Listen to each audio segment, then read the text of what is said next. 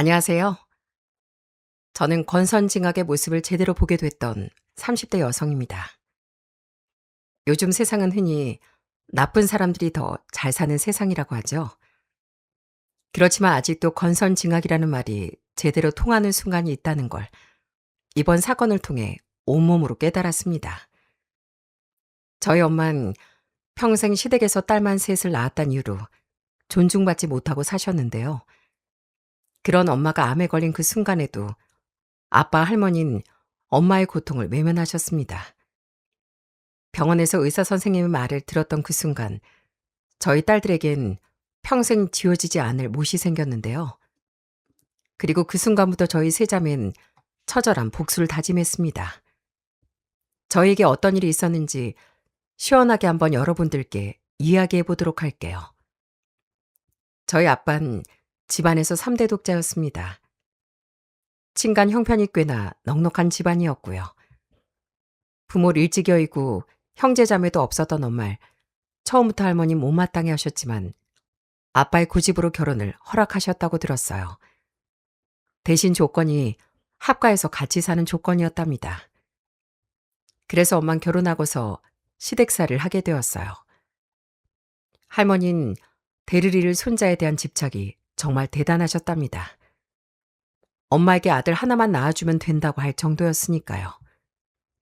문제는 엄마가 저와 두 여동생, 그러니까 딸만 연달아 셋을 낳았다는 겁니다. 첫째도 딸, 둘째도 딸을 낳았을 때만 해도 그래도 아들 한 명을 낳겠거니 했던 할머니가 막내마저 딸이란 사실을 알았을 땐 한숨을 쉬며 한마디를 하셨어요. 뭐? 또 딸이라고? 그 한마디와 함께 할머니는 엄마를 대놓고 미워하기 시작하셨어요.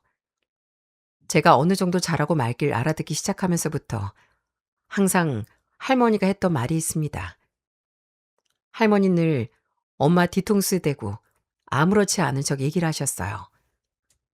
하루는 저녁밥을 하는데 엄마가 저희들이 좋아하는 고기 반찬을 하고 계셨습니다.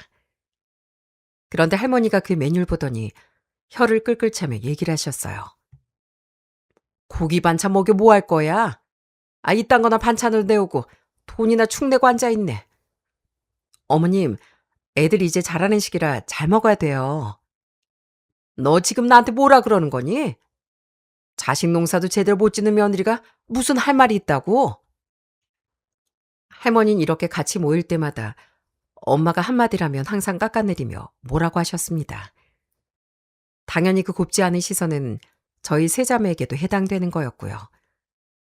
저희 볼 때마다 못마땅한 그 눈빛과 말투는 지금도 생생하게 기억이 납니다. 저희는 손녀임에도 불구하고 늘 환영받지 못하는 존재처럼 느껴졌어요. 그런데 엄마는 그런 대접을 받으면서도 집안일 하나만큼은 정말 누구보다 열심히 하셨답니다. 엄마가 결혼하고서 할머니는 아예 집안일에 손도 대지 않으셨어요. 그러다 보니 식구들 온갖 뒤지닥거린 엄마가 다 하셔야 했답니다. 명절이나 제사가 있는 날이면 엄마는 새벽부터 일어나 하루 종일 부엌에서 일하셨어요. 혼자 전을 부치고 나물 무치고 산더미 같은 설거지까지 다 해내셨어요. 그런데 정작 그렇게 정성으로 차려낸 상 앞에서 할머니는 고맙다, 수고했다 말 한마디 없이 트지만 잡고 나셨죠. 이게 나물이라고 묻혔냐? 간을 어디로 본 거야? 짜기만 하고. 어머님, 죄송해요. 제가 간 맞춘다고 맞춘 건데. 어째 살림하면 할수록 못하니? 제대로 하는 것도 하나도 없고 말이야. 할머니 한 소리 엄만 더 이상 아무 말도 못하고 고개만 숙이셨고요.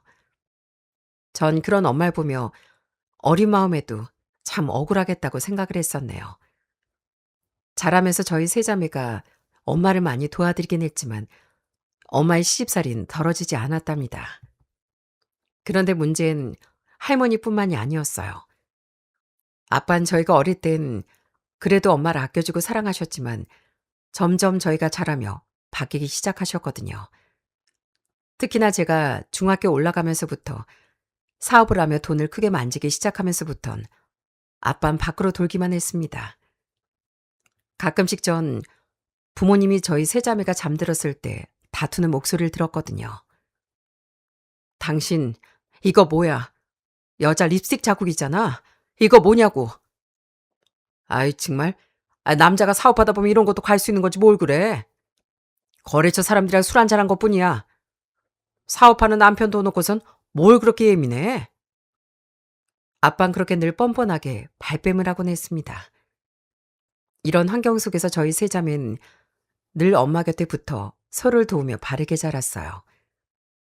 엄마가 힘들어 보이는 날이면 저흰 서로 눈치껏 집안일을 나눠서 했습니다. 언니, 오늘은 내가 설거지 할게. 엄마 오기 전에 얼른 하자. 그래, 그럼 난 빨래 넣을 테니까 설거지 깨끗하게 해줘. 그렇게 저희 세 자매는 자연스럽게 서로를 챙기며 엄마의 짐을 조금이라도 덜어드리려고 애썼습니다. 저에겐 엄마가 세상에서 가장 소중한 사람이었거든요. 그리고 저를 든든하게 지켜준 분은 또 한 분이 있었네요. 바로 저희 할아버지셨어요. 기댈 친정도 없던 엄마에게 할아버지는 유일한 버팀목이나 다름이 없었답니다. 할머니가 엄마에게 모지말을 쏟아낼 때마다 할아버지는 늘 옆에서 엄마 편을 들어주셨어요. 예, 넌 허구날 집구석에서 뭐 하는 거니? 이 먼지 좀 봐라. 거 당신이 닦으면 될걸? 왜 먼 사람을 잡어? 애미가 뭐 집에서 놀아? 하루 종일 당신이고 아들이고 애들이고 뒤시다거리 하느라 바쁜데 그 먼지 좀 있는 게 뭐 어떻다고? 제발 그만 좀 해. 아니 왜 나한테 그래? 집안일 하는 애한테 집안일 똑바로 하라고 하는 게 뭐 어떻다고? 쓸데없이 애미한테 뭐라 그러지 마로. 할아버지가 이렇게 나서면 할머니도 한풀 꺾이며 물러서곤 하셨어요. 한 번은 제가 고등학생 때 아빠가 밖에서도 사고를 치고서 술에 잔뜩 취해 들어온 날이었답니다. 집에 오더니 아빠는 정신을 못 차리고 자는 엄마를 깨워 당장 술상을 보라고 화를 냈을 때 할아버지가 정말 불같이 화를 내셨거든요. 이놈이 사업한답시고 정신 못 차리고 나대는 꼴을 예비가 봐야 되겠어? 정신 차려 이 녀석아. 아버지 왜 그러세요? 네가 밖에서 그렇게 사고치고 다니면서 정작 집안 살림은 누가 다 짊어지고 있는지 알기나 해? 애미한테 부끄러운 줄 알아야지. 술 마셨으면 들어가서 퍼질러 자. 애미한테 함부로 하지 말고. 그런 할아버지 덕분에 저희 엄만 그 집에서 그나마 마음을 놓고 살 수 있었습니다. 제가 대학에 들어갈 때도 할아버진 제게 정말 큰 힘이 되어주셨어요. 저희 집은 지방이었고 운 좋게 수도권 좋은 대학에 합격하게 되어 전 따로 나와 살게 됐습니다.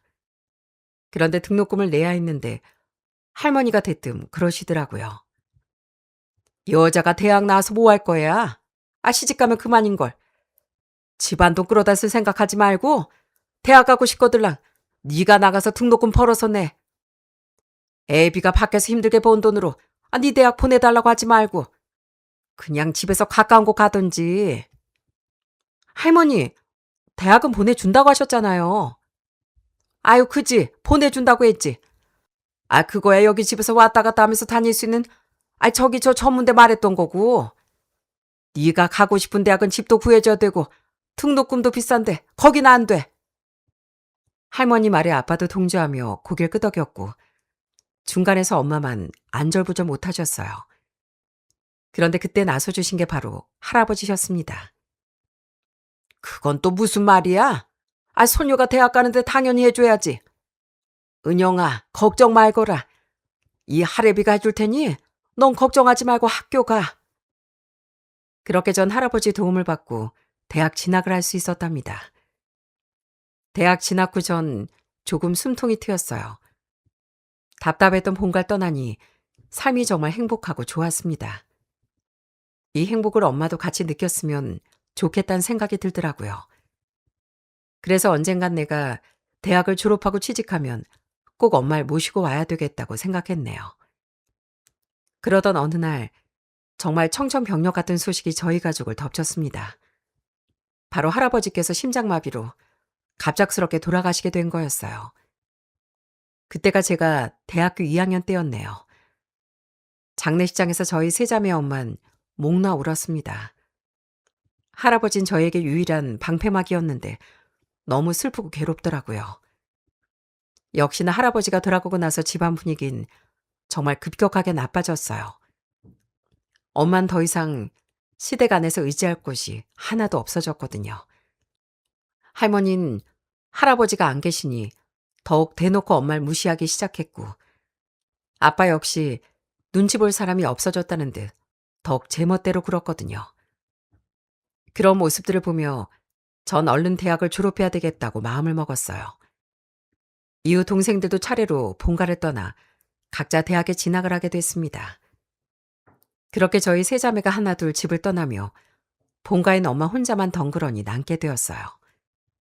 전 그런 엄마가 걱정돼 막내가 대학 진학을 앞두고 있었을 땐 몇 번이고 엄마에게 서울로 올라오라고 얘기를 꺼냈습니다. 엄마, 그러지 말고 여기 와서 우리랑 같이 지내자. 어? 거기 엄마 혼자 있으면 걱정돼서 안 되겠어. 걱정은 무슨. 여기 네 할머니도 계시고 아빠도 있잖아. 엄마 집인데 무슨 걱정이야. 엄마, 그치만 그냥 우리 핑계 대고서라도 여기 와서 같이 있자. 어? 됐어. 엄만 여기서 잘 지낼 수 있으니까 니들은 거기서 열심히 공부나 해. 알았지? 엄만 그렇게 끝까지 저희와 함께 살길 거절하셨어요. 몇 번이고 얘기를 꺼내도 엄만 살던 고향을 떠나고 싶지 않다고 하시더군요. 아마 저를 생각해서 그렇게 말씀하셨겠죠. 전 그런 엄마를 위해 빨리 사회에서 자리를 잡아야 되겠다는 생각으로 열심히 공부를 했습니다. 그렇게 각자의 자리에서 대학 생활을 이어가던 어느 날 정말 뜻밖의 소식이 들려왔어요. 그때가 할아버지가 돌아가신 지 2년쯤 지났을 무렵이었거든요. 엄마한테서 전화가 왔어요. 은영아, 엄마가 할 말이 있는데. 엄마, 무슨 일인데? 저기 엄마, 네 아빠랑 이혼했다. 뭐? 이혼? 전 엄마의 말을 듣는 순간 너무 놀랐습니다. 사실 엄마에게 아빠랑 그만 살고 헤어지라고 얘기를 꺼낸 건 한두 번이 아니었거든요. 그때마다 엄만 절대 아빠랑 이혼 못한다고 얘기를 하셨는데 갑자기 이혼이라니 엄마에게 무슨 심경의 변화가 생긴 건가 싶었습니다. 엄마의 말에 깜짝 놀라 저희 세 자매는 바로 엄마를 만나러 갔어요. 엄마는 아빠 이혼을 하시며 한 원룸을 구해 혼자 나와 살고 계셨습니다. 가보니 정말 엄만 아빠 이혼을 하셨더라고요. 엄마, 아니 우리가 그렇게 올라와 같이 살자고 할 땐 꿈쩍도 안 하더니 갑자기 이혼이라니. 아니 잘했는데 근데 갑자기 왜 이혼하겠다는 생각이 든 거야? 그냥 너희 아빠 같은 사람이랑 이제 도저히 못 살 것 같아서. 엄마도 이제 잘 살아보려고 나온 거야. 그러면서 엄만 저희 세 자매를 향해 환하게 웃으시더라고요. 그런데 엄마가 갑작스럽게 이혼을 결정한 이유가 정말 기가 막힐 정도로 충격적이라는 걸 바로 그 다음날 알게 되었죠. 바로 다음날 아빠가 갑작스럽게 저희 세 자매 불러 모으시는 겁니다. 급하게 할 말이 있다며 말입니다. 그러더니 한 한식당으로 오라고 하더군요. 그렇게 다음날 아빠가 부른 그 식당으로 향했습니다. 그런데 거기서 모르는 사람을 보게 되었어요. 갔더니 할머니랑 아빠와 함께 앉아있는 한 여성분이 있더군요. 거기다 아직 돌도 안 돼 보이는 어린 아기가 한 명 있었고요. 의아하며 자리에 앉으니 아빠가 대뜸 저희를 향해 그 여자를 소개하는 겁니다. 자, 인사해라. 니들 새엄마다. 네? 뭐라고요? 새엄마요? 그래, 아빠 재혼할 거니까 그렇게 알아. 그리고 여긴 니들 동생. 이 아빠 핏줄이 남도 아니고 진짜 니들 동생이니까 니들이 앞으로 잘 챙겨. 지금 대체 무슨 소리 하시는 거예요? 새엄마라뇨. 재혼이라뇨. 아빠 엄마랑 이혼한 지 얼마 안 되셨잖아요. 그러자 옆에 던 할머니가 제게 화를 내기 시작했습니다. 전 할머니 말에 너무 황당해 말도 나오지 않았네요. 이게 어디서 아빠한테 버르장머리 없이 화를 내? 아빠가 그렇다고 하면 그런 줄 알면 될걸. 네 아빠가 대의려고 노력한 끝에 이렇게 아들을 낳았다. 그러니 니들도 같은 핏줄이라 생각하고 잘 챙겨. 할머니, 네 엄만 평생 하지 못한 일? 여기 니들 새엄마가 단박에 한 것 좀 봐라. 이래서 집안에 여자가 잘 들어간다니까. 너무도 충격적인 사실이었어요. 엄마 이혼하기도 전 아빠는 그 상간이와 바람을 피우고 있었고 심지어 애까지 낳은 거더라고요. 얼마나 화가 나고 기가 차던지 더 이상 그 사람들과 함께 있을 이유가 없다는 생각이 들어 저와 동생들은 자리를 박차고 일어났습니다. 그러자 아빠 할머니가 저를 향해 비아냥대며 말하기 시작하더라고요. 저것 좀 봐라. 버르장머리 어깨가 뭔 니들이 그리 일어나면 우리가 아쉬워할 줄 알아? 니들이 그래도 아빠 덕이라도 보려면 정신 차리고 잘 보일 생각을 해야지. 꼴에 자존심이 있다고선 지 엄마랑 똑 닮아가지고. 니들 정말 이대로 간다는 거야? 니들 그러면 진짜 아빠 니들 앞으로 안 챙긴다. 알았어? 양심의 가책이라곤 하나도 느끼지 못하는 두 사람과 대화도 나누고 싶지 않았지만 전 마지막으로 냉정하게 얘기를 하고 뒤돌아왔습니다. 아빠 노릇은 해본 적이나 있고요? 할머니 참 좋으시겠네요. 남들이 손가락질하면서 욕해도 핏줄만 이어주면 된다 이거예요? 진짜 어처구니가 없어서. 더러운 핏줄 어디 한번 잘 이어가 보세요. 야, 너 지금 무슨 말버릇이야? 거기 안 서? 얼른 안 앉아? 얼른 와! 아빤 끝까지 고함을 치며 저희 세 자매 불렀지만 저흰 뒤도 돌아보지 않고 그 식당을 나와버렸습니다. 그 자리에선 눈물 한 방울도 흘리고 싶지 않았어요. 그리고 식당에서 나오자마자 저희 세 자매는 동시에 눈물을 흘렸습니다. 아빠란 사람이 어떻게 저럴 수가 있는지 너무 분이 차 눈물이 다 나오더군요. 거기다 엄마니 황당하고 어이없는 상황을 아무에게 말도 못하고 혼자 다 감내하고 있었다는 사실이 정말 마음이 아팠습니다. 저희 세 자매는 곧바로 엄마에게 달려갔어요.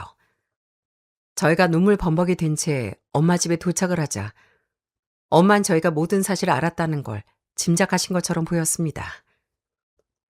엄마, 아니 왜 말을 안 했어? 엄마 다 알고 있었지? 그랬던 거지? 아유, 참. 나중에 천천히 말하라니까. 어떻게 니들 셋을 다 불러 모아 얘기를 했대? 그 여자랑 아이까지 보고 온 거야? 엄마 미안해. 엄마 엄청 힘들었을 텐데 우린 그것도 모르고. 됐어. 엄마가 한마디 말도 안 했는데 니들이 어떻게 알아. 됐어. 그만 울어. 엄마 괜찮어. 그러면서 엄만 저희 세 자매를 꼭 안아주시더라고요. 그런데 그 식당에서 일이 있고 나서 얼마 지나지 않아 정말 어처구니 없는 연락이 왔습니다. 아빠에게 문자가 왔더군요. 전 그 문자를 보고 제 눈을 의심했습니다. 다음 달 15일에 네 동생 돌잔치다. 약속 잡지 말고 그 전에 사진 찍어야 되니까 그렇게 알고. 아빠가 보낸 문자는 바로 아빠의 혼외자 배다른 동생의 돌잔치 소식이었어요. 바람 피어 태어난 아이 돌잔치에 참석하라는 아빠의 문자가 얼마나 황당하던지요. 전 바로 아빠에게 전화해 따져 물었습니다. 그런데 아빠는 그게 뭐가 문제냐는 식이었어요. 아빠, 이게 뭐예요? 동생 돌잔치라뇨? 저희 동생 아니에요. 니들 동생 맞아. 내 자식이니 니들 동생이지. 어떻게 동생이라고 하세요? 저흰 거기 안 가요. 그러니 그렇게 아세요. 안 오기만 해봐. 둘째랑 셋째 대학 등록금 어떻게 할 거야? 아빠가 그 등록금 내주는데 자식 된 도리 안 할 거면 돈도 받지 말아야지. 뭐라고요? 아빠 어떻게 그런 얘기를 하세요? 그러니까 아빠가 얘기할 때 고분고분 말 들으면 되잖아. 아무튼 돌잔치 할 거니까 약속 잡지 말고 꼭 참석해야 한다. 여러분, 어떻게 사람이 이렇게 얘기할 수가 있나요? 아무리 그래도 아빠라면 자식들에게 조금이라도 미안한 마음이 있어야 하는 건데 이렇게도 당당하게 얘기를 하니 정말 어이가 없더군요. 아빠 이런 태도에 전 더욱 엄마가 안쓰러웠습니다. 그래서 저희 셋은 그날 이후로 몇 번이고 엄마한테 서울로 올라오시라고 권했어요. 엄마, 이제 그 집안이랑 완전히 남남이잖아. 여기 혼자 있는 것보다 우리랑 같이 사는 게 낫지. 안 그래? 이제 나도 졸업하고 취직할 거니까 올라와서 같이 살자. 어? 아유, 내 집이 여긴데 어딜 간다는 거야. 엄마 괜찮어. 아는 사람들도 다 여기 있는데 서울 거기 가면 맨날 집에만 있어? 엄마 평생을 여기서 살았어. 근데 가긴 어딜 가. 그래도 엄마. 괜찮대도. 엄마 여기 친구들도 있고 여기가 더 편해. 그러니까 걱정 하나도 할 거 없어. 이제 엄마 혼자 자유롭게 사는데 엄마 이제 편하게 살고 싶어. 전 엄마의 말에 답답했지만 더 이상 강요할 수도 없더라고요. 대신 저희 세자매는 전보다 훨씬 더 자주 엄마를 찾아뵀어요. 주말이면 항상 내려가 엄마 시간을 보냈고 평일에도 매일같이 전화를 했습니다. 엄만 소소한 일상을 들려주시며 저에게 걱정을 안겨주지 않으려 늘 밝은 목소리로 얘기를 하셨어요. 엄마 같이 살자고 계속 제안을 하며 정 안 되면 전 다시 내려와 여기서 취업을 해야 되겠다 생각까지 하고 있었답니다. 그렇게 졸업만을 기다리고 있었어요. 그런데 시간이 지나면 지날수록 엄마의 건강이 눈에 띄게 안 좋아지고 있다는 걸 느끼게 되었죠. 전화 목소리도 통 기운이었고 얼굴은 볼 때마다 살이 많이 빠진 게 느껴졌고요. 엄마, 요즘 왜 이렇게 야위었어? 밥은 잘 챙겨 먹고 있는 거야? 저번 주말에도 밥 잘 안 먹더니. 그러게, 요즘 통 입맛이 없네. 그래도 엄마 살 좀 빠지니까 젊어 보이지 않어? 살 좀 빼고 싶었는데 잘 됐지 뭐. 엄마가 뺄 살이 어디 있다 그래. 정말 괜찮은 거 맞아? 뭐 병원에라도 가봐야 하는 거 아니야? 별 이상 없어. 엄마 건강하다니까 그러네. 엄만 저희 걱정해도 늘 대수롭지 않게 넘겼습니다. 그러던 어느 날 밤이었어요. 그날도 전 엄마 집에 내려가 같이 저녁을 먹고 하룻밤 자고 올라오기로 했습니다. 오랜만에 도란도란 얘기도 나누고 잠자리에 들었죠. 그런데 자고 있던 와중 이상한 소리에 잠에서 깨게 됐습니다. 엄마가 자다 갑자기 벌떡 일어나시더니 화장실로 뛰어가시는 거예요. 전 놀라서 따라 일어났습니다. 그리고 화장실 문을 열어본 순간 그 자리에서 완전히 얼어붙고 말았어요. 엄마가 변기를 부여잡고 힘겹게 구토하고 있었는데 그 안에 시뻘건 피가 섞여 있더라고요. 엄마 왜 그래? 괜찮아? 그런데 엄마를 붙잡고 보니 이미 엄마 온몸이 땀으로 흠뻑 젖어 있더군요. 그러더니 이내 힘이 없으신지 엄마가 풀썩 쓰러지셨어요. 전 엄마를 흔들어 깨우려고 했지만 엄마 얼굴은 새하얗게 질려 있었습니다. 전 정신없이 119에 전화를 걸었고 그렇게 엄만 병원으로 실려가게 되었어요. 그리고 병원에서 정말 충격적인 사실을 듣게 됐습니다. 의사 선생님이 오시더니 절 보며 정말 안타까운 표정으로 얘기를 하시는 겁니다. 혹시 모르고 계셨어요? 네? 뭐를요? 환자분 몇 달 전 위암 3기 판정 받으셨어요. 진동제 처방 내역도 있으시고 일찍 발견됐으면 치료받고 나을 가능성도 크셨을 텐데 늦게 발견이 되셨나 보네요. 네? 그게 무슨 말씀이세요? 저희 엄마가 위암이라고요?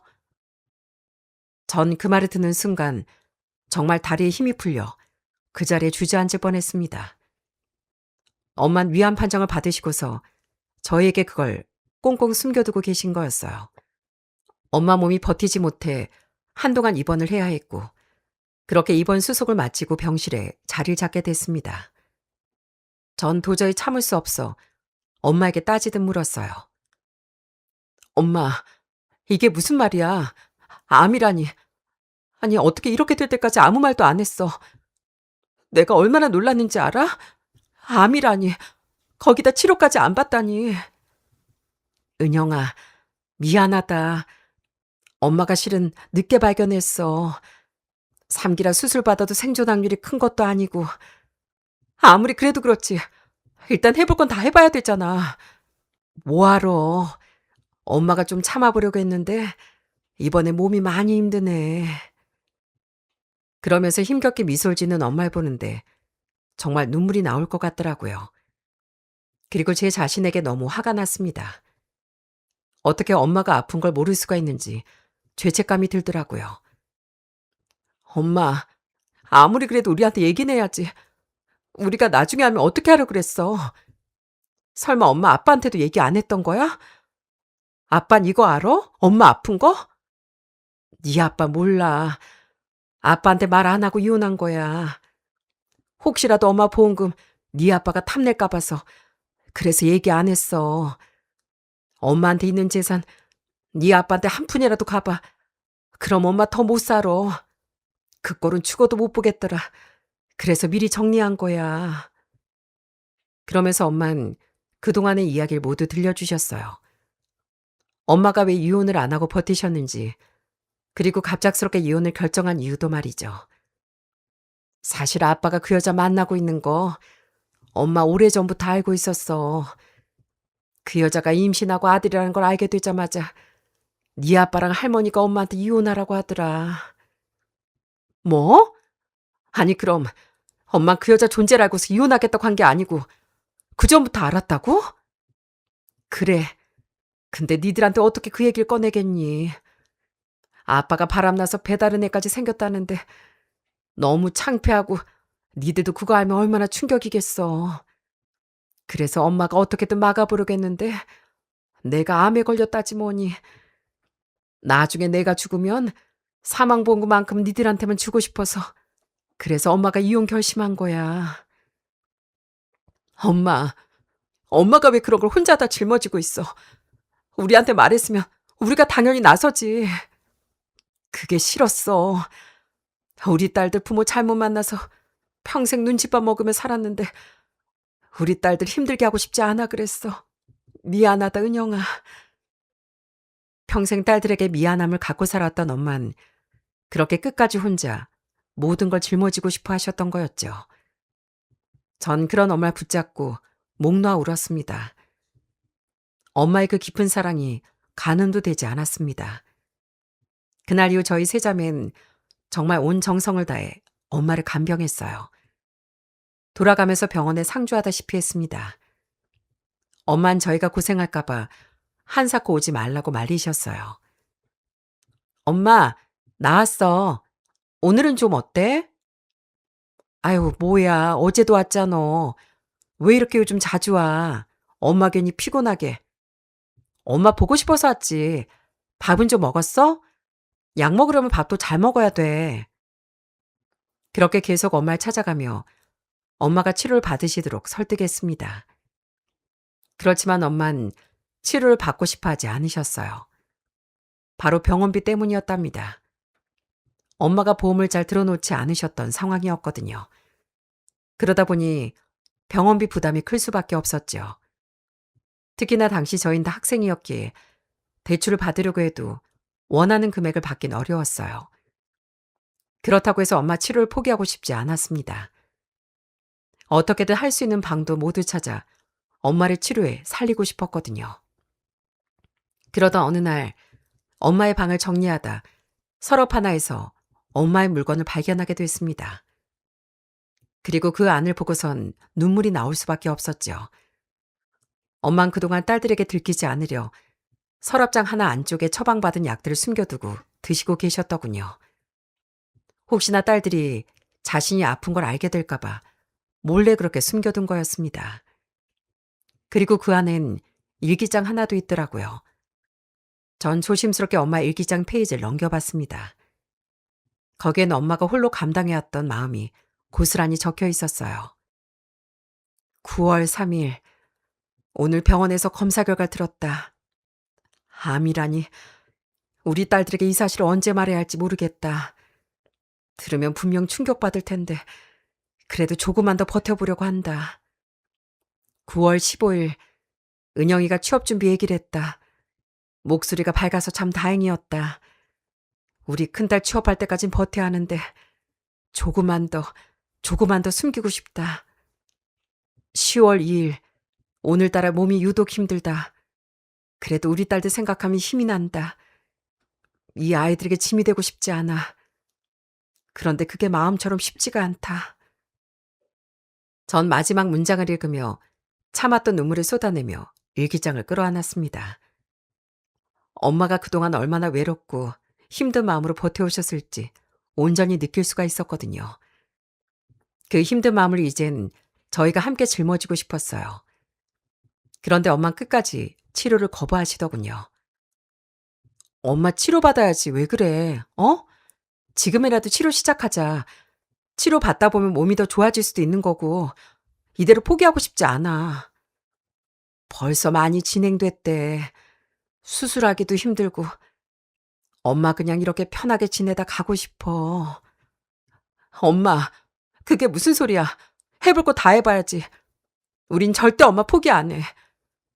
은영아, 너도 들었잖아. 어? 이미 많이 늦었어. 엄만 그냥 우리 딸들이랑 행복하게 추억 쌓고 싶어.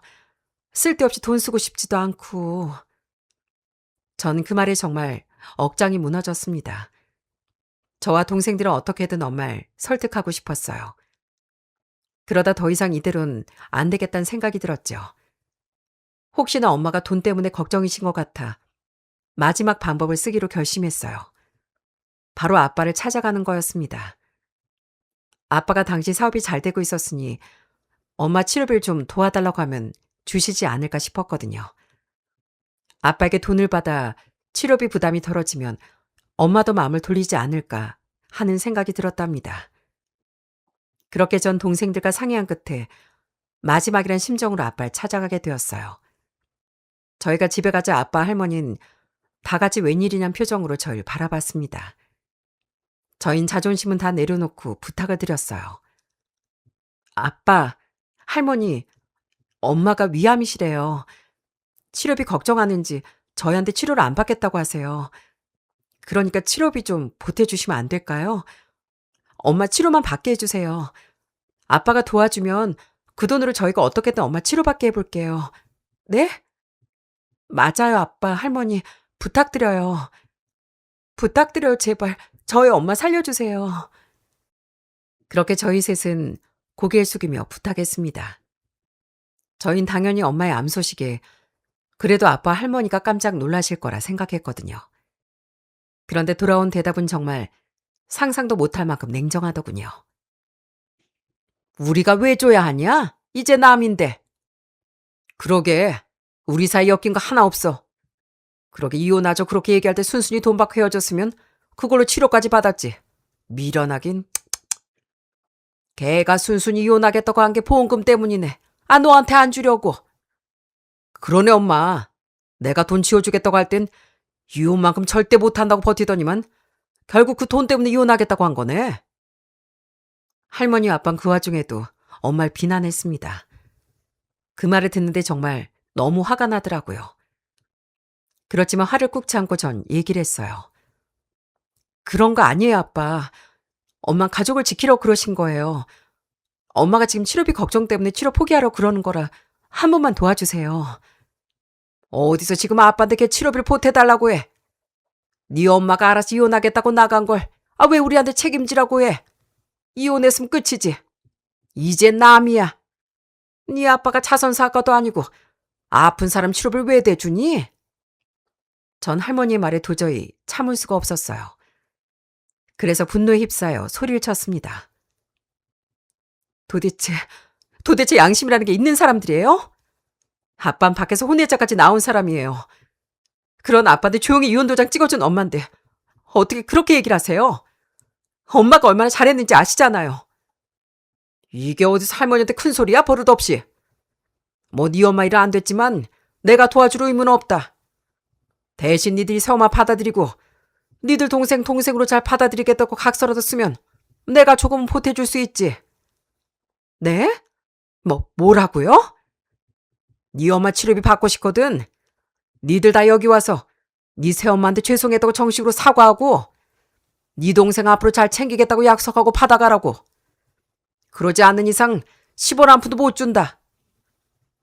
아빤 정말 어이없게도 엄마 목숨값을 담보로 저희에게 새엄마를 받아들이라고 제안했습니다. 그 말이 얼마나 황당하게 들리던지요.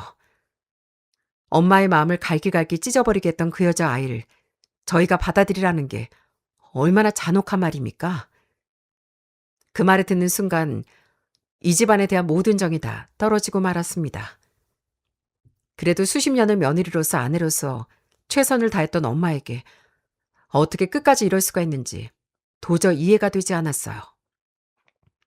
결국 저흰 자리에서 일어나 버렸죠. 됐어요. 정말 양심도 없는 사람들이네요. 엄마가 그동안 이 집안에 어떻게 했는데, 아빠한테 할머니한테 얼마나 잘했는데 어떻게 그런 소리를 할 수가 있어요? 됐어요. 이딴 돈 받아봤자 기분만 더러울 것 같네요. 가자 얘들아. 오래 자존심 부리긴. 그래. 네 엄마 어디 한번 니들이 알아서 치료 잘해봐. 그렇게 저희는 아무 소득도 없이 오히려 더 큰 상처만 안고 그 자리를 떠났습니다. 그날 이후 저희는 아빠 할머니 쪽간 완전히 인연을 끊어버렸어요. 다신 저 사람들에게 그 어떤 것도 부탁하지 않을 거라는 마음을 굳게 다잡으며 어떻게든 엄마를 지켜내려고 애썼습니다. 그렇지만 이미 늦게 발견된 암은 저희의 간절한 노력에도 아랑곳하지 않고 빠르게 진행이 됐습니다. 엄마의 암덩어리는 이미 엄마의 몸 곳곳을 잠식해 나갔고 결국 엄마는 호스피스 병동에 입원을 하시게 되었어요. 힘겨운 하루하루를 보내는 와중에도 엄마 늘 저를 안심시키려 노력하셨답니다. 슬퍼하지 말라며 저를 따뜻하게 안아주셨고요.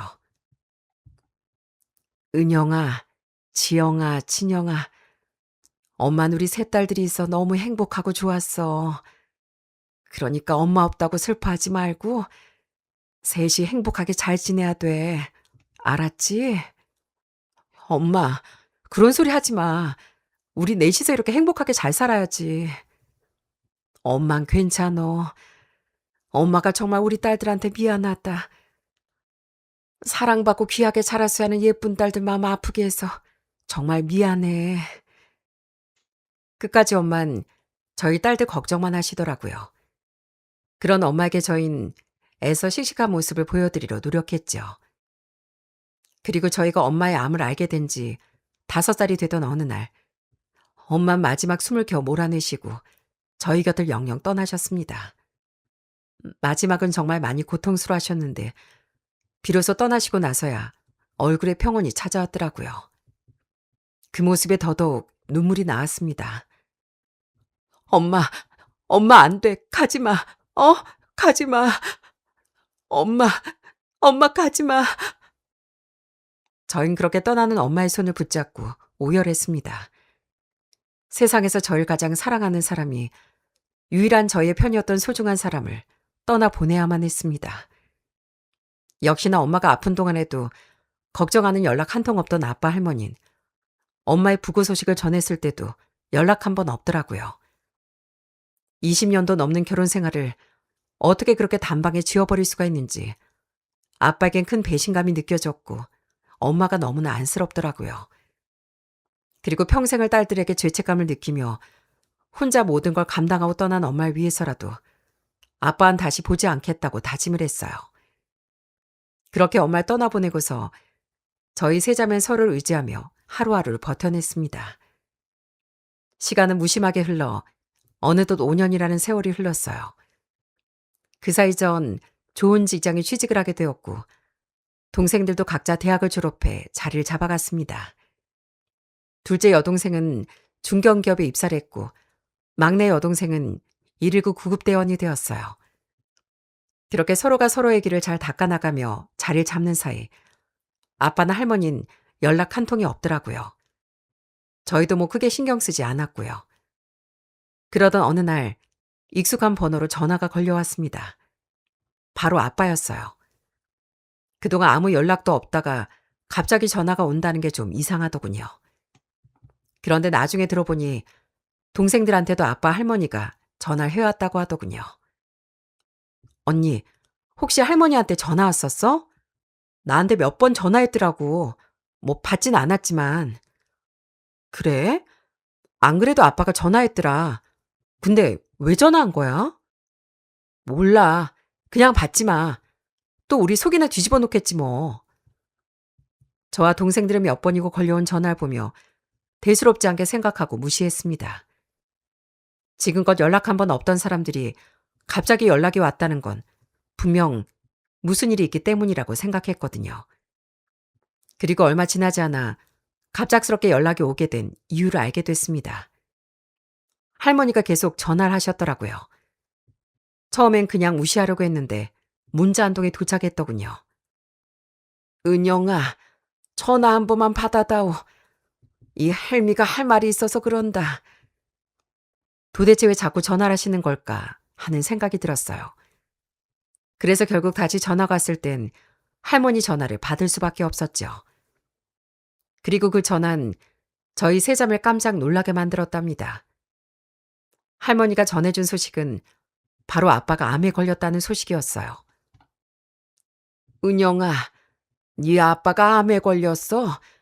지금 수술받고 항암 중이야. 뭐, 암이요? 그래, 얼마 전에 암 진단받고 수술받았어. 사실 그 소식을 듣고서 전 별다른 감흥이 일지 않았습니다.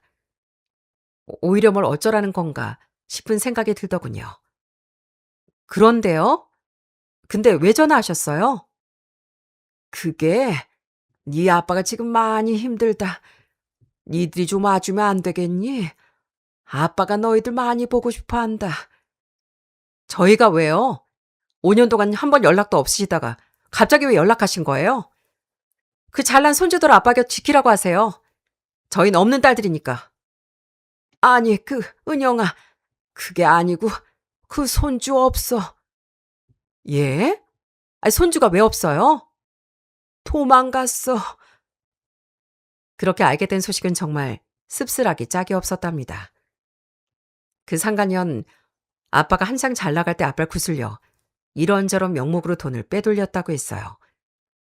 여기 투자한다고 큰돈을 가져가고 자기 집안 식구들까지 챙기며 그렇게 아빠 재산을 야금야금 갉아먹었다고 합니다.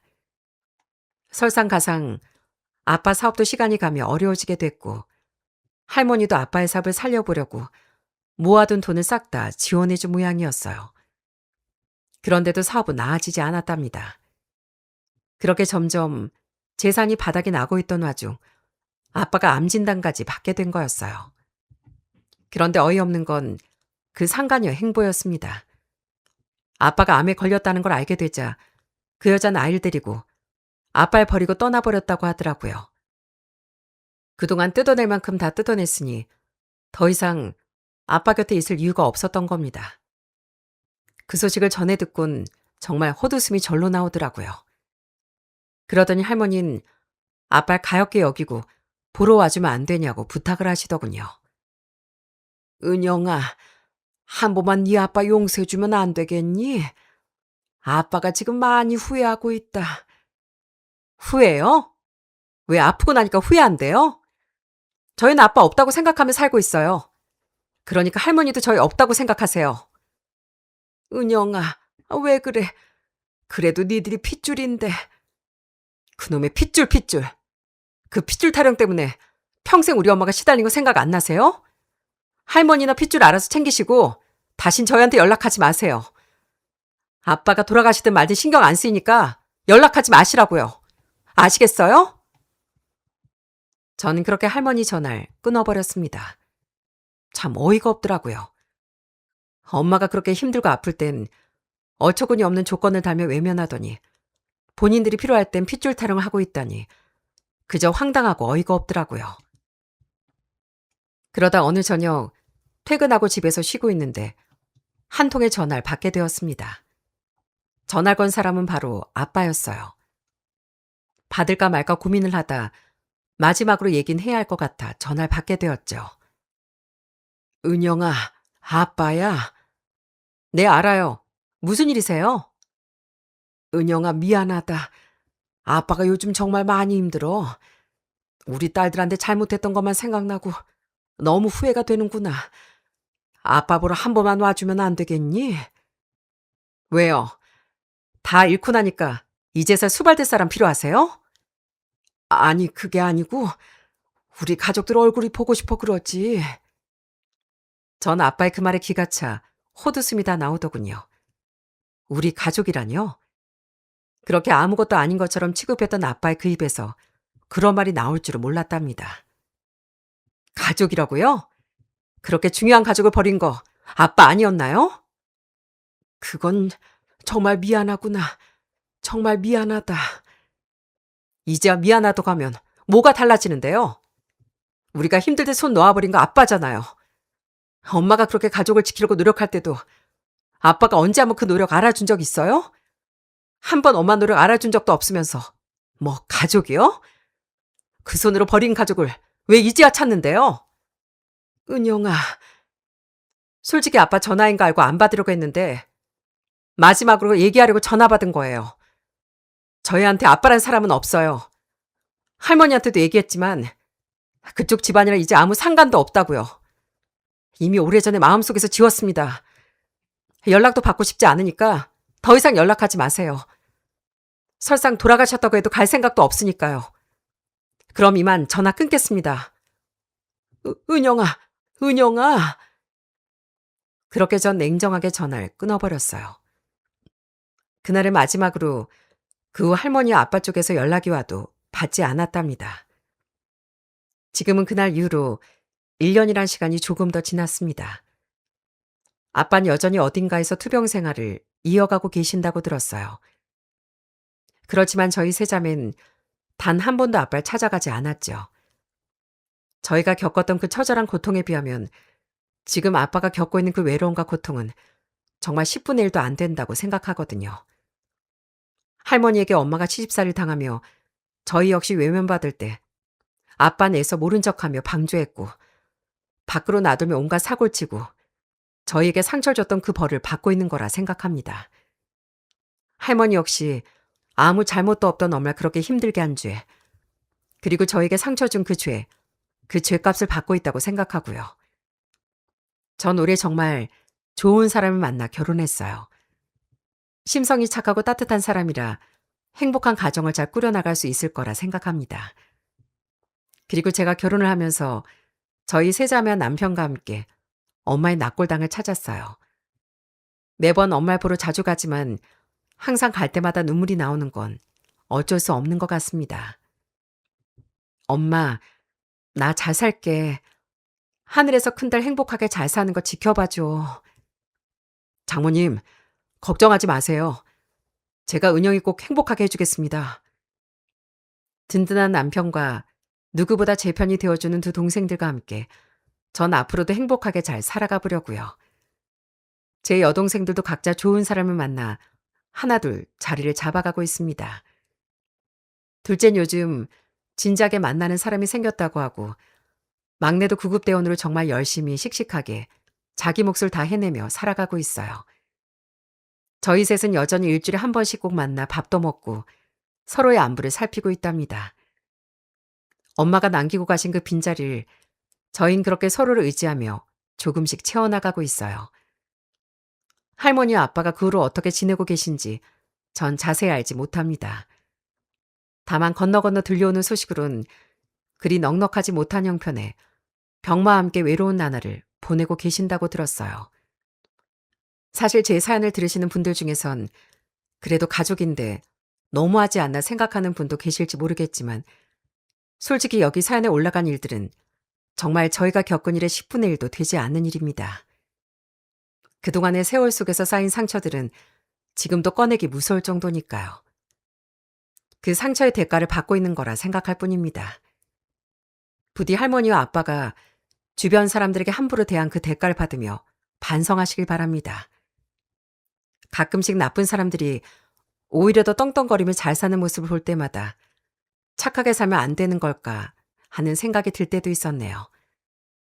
하지만 이번 일을 겪으며 나쁜 사람은 언젠간 벌을 받는다는 게 맞는 것 같더라고요.